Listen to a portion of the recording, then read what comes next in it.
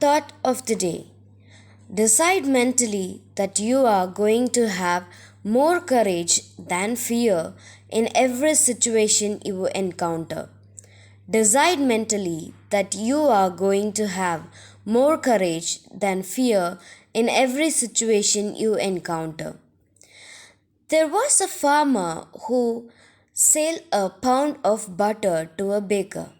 After several weeks of buying a pound of butter from the farmer, the baker decided to weigh the butter that he was receiving to ensure it was a full pound.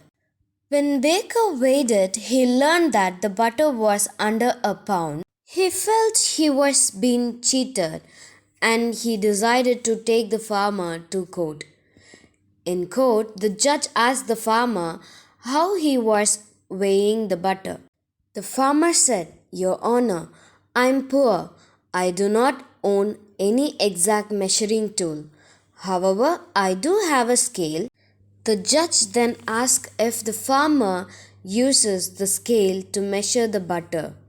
The farmer said, "Your Honor, I have been buying a 1 pound loaf of bread from the baker since long before he began purchasing butter from me.